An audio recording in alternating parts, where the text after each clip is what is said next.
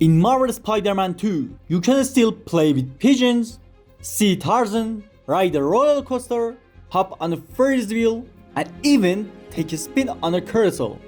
Wait a minute, did I download the wrong game? I think I just installed Planet Coaster 2. Anyway, you can ride a bike in New York, help gay people, help lesbian people. My girlfriend's in Paris. What's wrong with this game? I'm Dovahcritique, the best critic in the world. 2 days ago, Marvel Spider-Man 2 was released, and I have to say, this game outshines the previous 2 installments. Before playing, make sure to watch the movies, play the previous games, or read the Spider-Man comics, otherwise you're definitely going to miss out on some things. The story in this installment is significantly stronger and better compared to Marvel Spider-Man 1 and Marvel Spider-Man Miles Morales.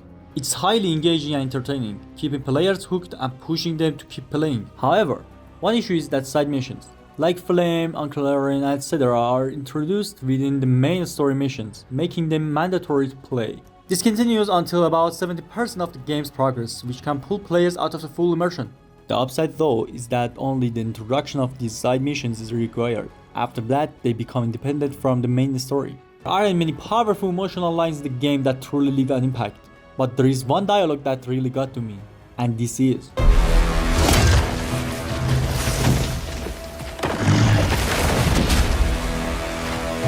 I didn't know there were bears in these woods. Okay, before we get down to business, there's something I have to tell you.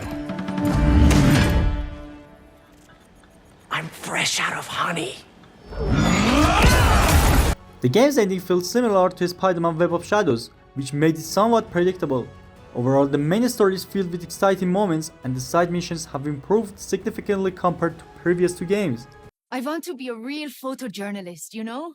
People are dying, man. I need to go help them. And you're asking me to assist you with photography? Go talk to a photographer. In the last 2 games, we were chasing pigeons. But in this one, the pigeons chase us. And their story is actually really touching. There are plenty of emotional and well-crafted side stories in this game, making them enjoyable to play. However, just as much LGBT content has been integrated into both the main and side stories. In my opinion, if someone wants to be gay, that's their choice. There is no issue with that.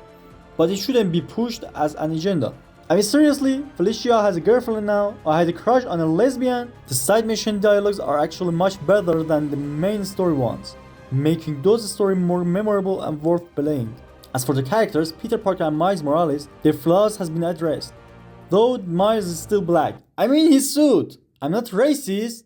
I'm a murderer. Their personal lives are explored more deeply this time. And thanks to Marvel and Stan Lee, their character development, along with the supporting cast, remains exceptionally strong. The voice acting, especially for Venom, is absolutely amazing.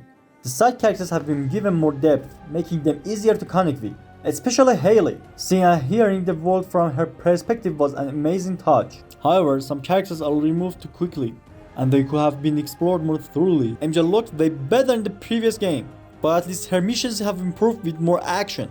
Meanwhile, Hailey is still as beautiful as kind as ever. And just to be clear, I'm just joking. I love black people, like Kevin Hart. Seriously, I'm not racist, I'm vegan. Actually, in this situation, maybe being racist would make more sense. Yeah, I'm racist. Jameson is back in the game, aligned with Danny Cass from Miles Morales. Hearing both positive and negative takes on the Spider-Man at the same time is pretty interesting and fun. The gameplay has improved significantly and I feel more badass than ever. Now we have wings and abilities that let us fly faster and higher, making city exploration much smoother. Plus we can now slide over water, finally solving the drowning issue. And for the ultimate Spider-Man experience, you can turn off the web swing assist, making swinging feel truly authentic. Throughout the game, players gain various abilities that make combat and gameplay faster and more intense and overall more exciting. The only downside is the removal of the stealth gadgets from Marvel Spider-Man 1, which makes stealth sections richer. However, the addition of the web line helps make stealth more engaging. Parry has been introduced, making fights and boss battles more dynamic, while counterattacks are still missing, meaning you have to rely on dodging again, which make the gameplay a bit tiring, through not as much as in the previous games, which can make the gameplay a bit tiring, though not as much as the previous games. You can easily play through it 4 to 5 times without getting bored. But let's be real, Batman is still better. The AI in the game is still a mess. For example, let's see this video from YouTube. If you dare come down here, Batman, not coming, I'll bring you down myself. Just wait. Hey buddy, bring him down. No, just wait. I'll stare at him until he calms down out of embarrassment. The game completely immerses the player, and the difficulty level is well balanced. Fights never feel like a waste of time. The reward system is decent, but I wish we could unlock skill trees freely, like in Batman or Far Cry 3, and then continue the main story. Instead, Marvel's Spider-Man 2 forces you to unlock skills gradually, which isn't ideal but does help keep the gameplay from becoming monotonous. The UI could have had more of a Spider-Man theme. However, the progress tracking and objectives are neatly categorized and accessible through the in-game phone, which is a great touch. The game's map is massive and much richer than in the previous two entires. Exploring and soaring through it is genuinely thrilling. The animations are generally good, but there are still repeated ones that start to feel stale after a while. Overall details, especially facial animations, have slightly improved from the previous games. However, the music and soundtracks has taken a step down compared to the first two games.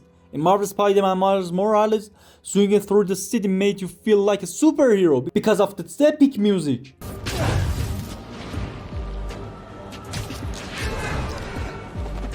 But in this game, the new soundtracks and music not only fails you to give me that superhero feeling, it doesn't give me any feeling at all.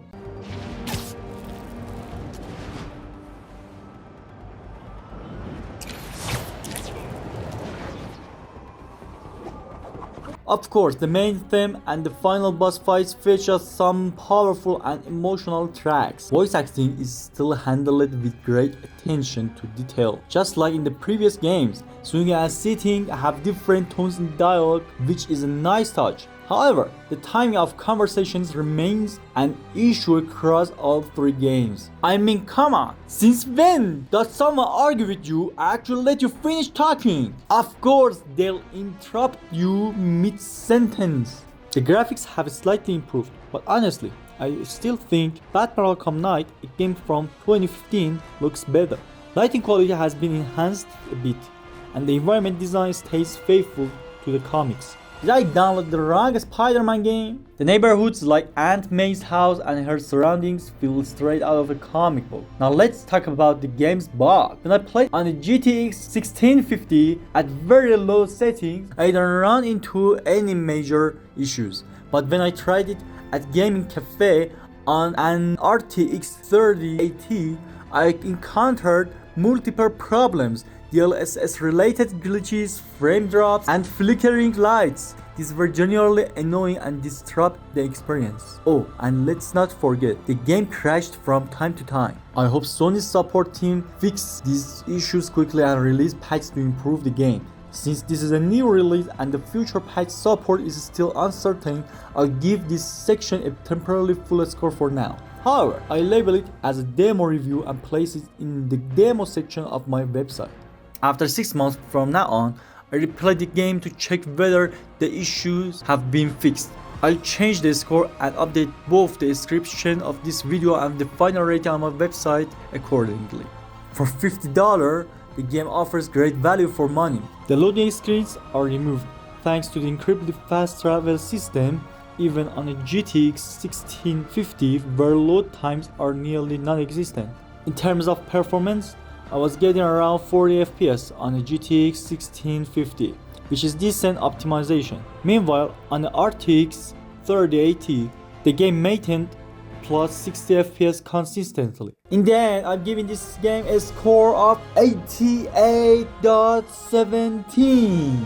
While this score is lower than the previous installment, it's mainly due to lags, crashes and poor optimization. As I said before, after 6 months I will change the final score and we'll see the final results, so don't worry. Please like and comment and write what's your favorite game to critique, and I will critique it. Thank you for your watching.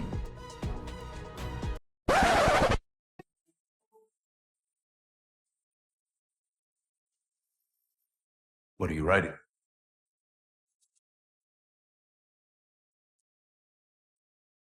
The final chapter. Oh, now I get it. Dr. Octavius is the writer of Spider-Man's stories. So please, Remove LGBT content.